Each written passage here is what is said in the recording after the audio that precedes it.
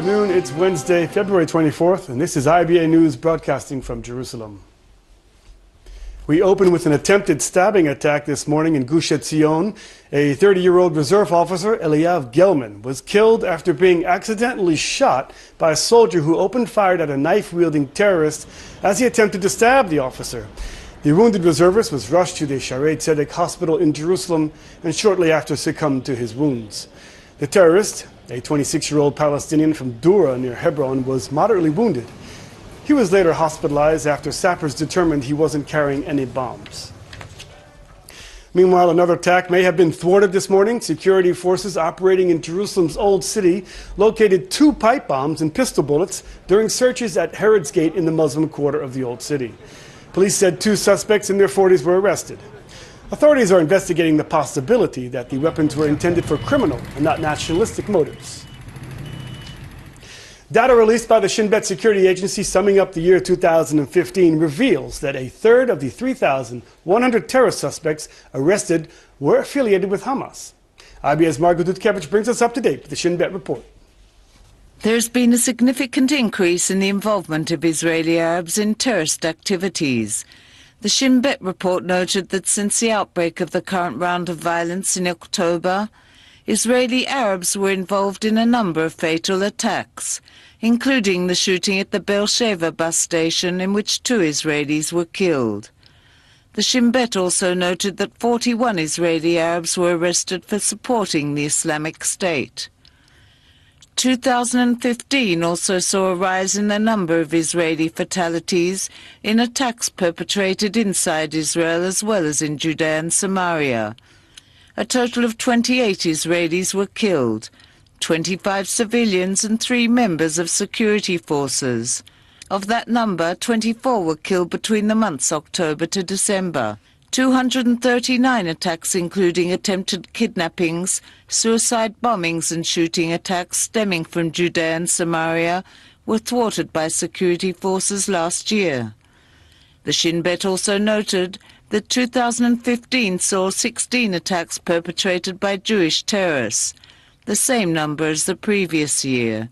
However, the severity of the attacks and the number of casualties is cause for concern, the report noted, citing the example of the firebombing of the Dawabsheh family's home in Duma, in which the parents and their baby son were killed. 5 Palestinians were injured in stabbings and stone-throwing attacks perpetrated by Jews. In raids conducted by security forces in 2015, 134 rifles, 34 handguns, dozens of kilograms of explosives and dozens of bombs were seized, and 3 bomb-making laboratories shut down. Margot Dudkevich, IBA News. The economic crisis in Gaza could lead to a new escalation in the south if left unchecked. That's the assessment from the Army's head of intelligence, Major General Herzl Halevi. Speaking with members of the Knesset Foreign Affairs and Defense Committee, Halevi said Hamas continues to heavily invest in rocket manufacturing and tunnel digging while failing to address the dire economic situation, the growing unemployment of 40%. He added the defense establishment is also concerned Hamas may try to exploit the instability in the West Bank, especially when President Mahmoud Abbas steps down. Hoping to ease up tensions, the Army has increased the number of working permits for Palestinians and continues to maintain close coordination with Palestinian security forces.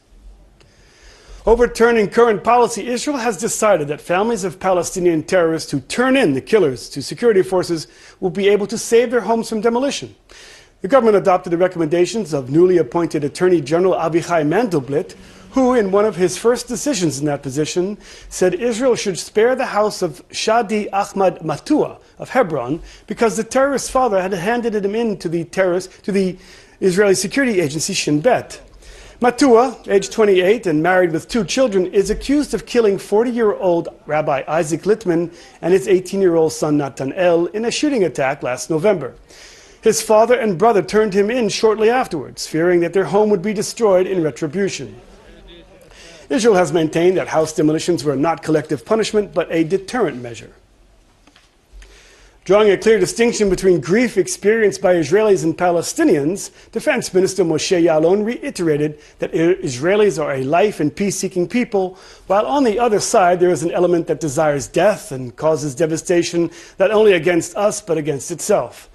Yaalon's comments concerning the latest round of violence echoed remarks made by Police Chief Ronnie Al-Sheikh on Monday, who said that there was a distinct difference between the grief of Israelis and Palestinians. The police commissioner's remarks were directed at Army radio presenter Razi Barkai, who last week stirred controversy when he said that the grief of both peoples is the same. Harsh criticism leveled at Israel by Amnesty International. A long section of the group's annual report on the state of the world's human rights for 2015 and 2016 is devoted to accusing the Jewish state of severe human rights violations. Amnesty accuses Israel of unlawfully killing Palestinian civilians, including children, describing them as extrajudicial executions. The report claims thousands of Palestinians who are opposed to the continued Israeli occupation are illegally detained, and that torture and other ill treatment is rife and done without impunity. The organization also takes Israel to task, saying it demolished at least 510 homes in East Jerusalem and the West Bank, and forcibly evicted more than 610 people. Dozens of illegally built Bedouin homes in Israel were also demolished. The long document also charges that settlers in the West Bank frequently attack Palestinians and that some of those attacks occur in the presence of Israeli security forces who fail to intervene. It also accuses Israel of biased investigations and failure to properly interrogate settlers who commit crimes. A short time ago, I spoke with Foreign Ministry spokesman Emmanuel Nachshon about the report and the ongoing Israeli efforts to combat anti-Israel propaganda and the BDS movement. We totally reject this report. I think that Amnesty International would better deal with more important issues in the world. They perhaps haven't heard, but there is a full-scale massacre going on not far away from here in Syria. And instead of investing their efforts at besmirching the state of Israel, I think they would do much better dealing with the real issues of this world. Let's move on to the BDS movement. In London, we had recently this week posters on the underground. What steps are being taken to make sure that this doesn't happen again, these sort of things? Well, we are working very hard against those kind of BDS movements and BDS actions. And I think that what you saw in London is exactly the proof of that, because the posters were put there in the middle of the night, and in the morning the embassy was already active together with the London municipality in order to take them away. So we are extremely vigilant. We try to make sure that those things don't happen, and when they do happen, we are there as quickly as possible in order to take them away. It's a war, it's a battle which is going to last for a very long time. There are no quick victories. We will need to be extremely vigilant all over the world, and this is exactly what we do. Does the Foreign Ministry have a special task force that deals with BDS?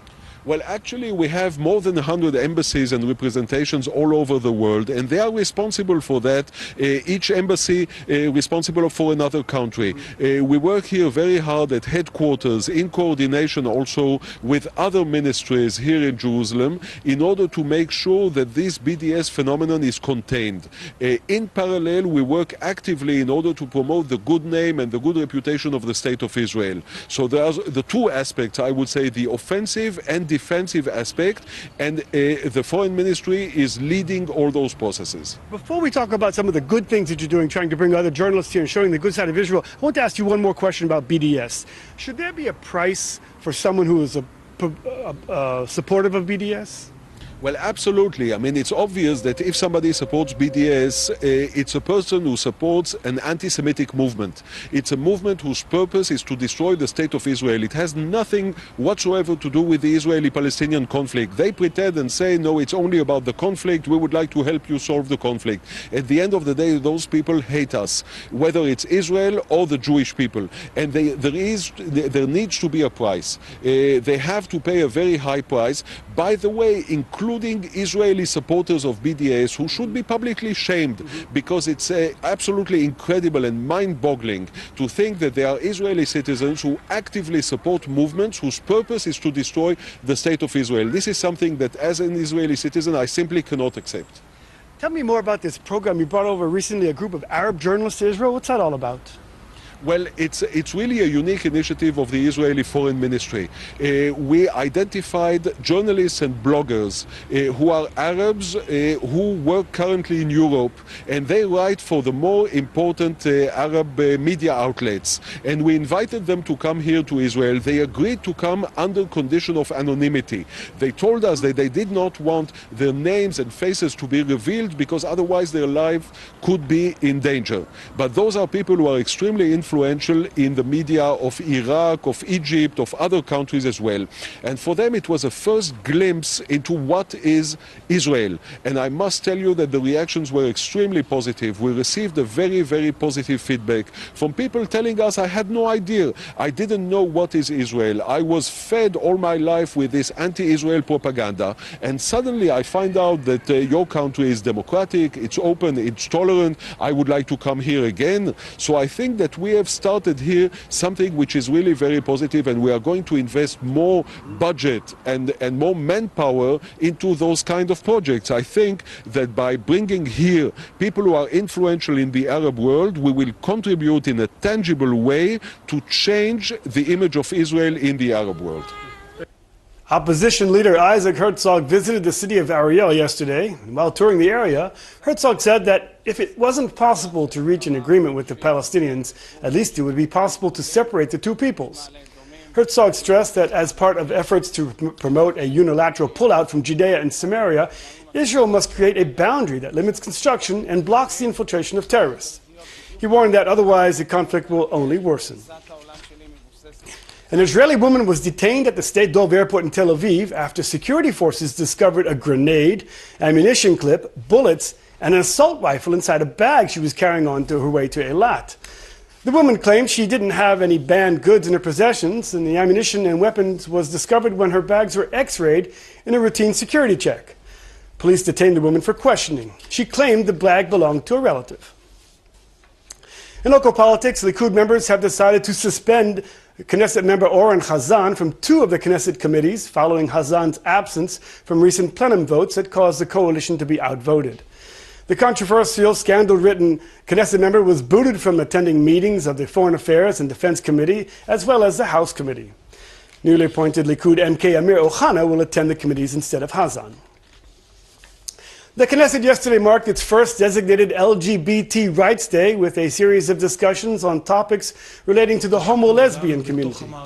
Addressing one of the committees, Prime Minister Netanyahu also expressed his support for the country's gay community. MK Amir Ohana, the first gay Likud lawmaker, said the LGBT community compromises 10% of the population and is under law discriminated against. Despite official commemorations, 6 law proposals relating to improving the rights of the country's gay population were not approved by the government. In regional news, the Syrian government said it had accepted an American-Russian brokered ceasefire and intends to coordinate with Russia on which groups and areas will be included in the deal. A statement issued by the Syrian government stressed the importance of sealing borders and halting all foreign support to armed groups operating in the country in order to prevent them from strengthening and destroying the agreement. At the same time, Damascus said that while it would accept a halt in hostilities, efforts must continue to combat terror groups, especially the Islamic State and organizations affiliated with the Nusra Front and the Al-Qaeda. Yet another significant victory for Republican presidential hopeful Donald Trump, who easily won party primaries in the state of Nevada, giving him his 3rd win in a row.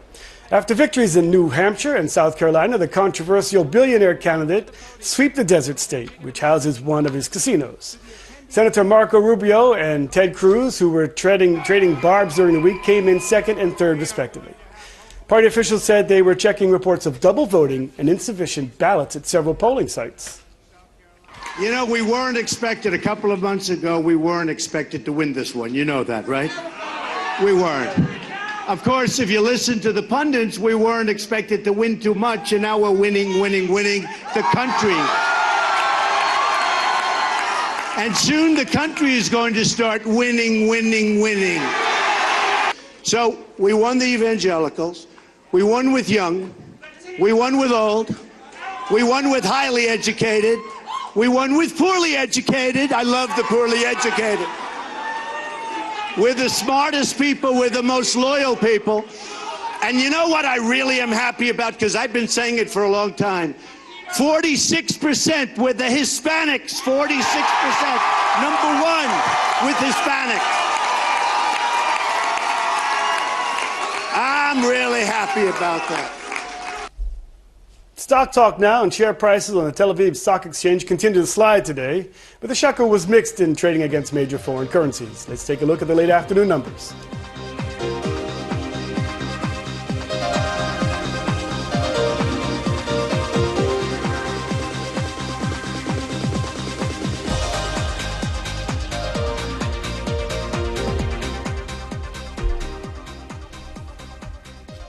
Looking at the weather, and the forecast calls for another glorious day with even slightly warmer temperatures. Here are the expected highs and lows at home and abroad for the next 24 hours.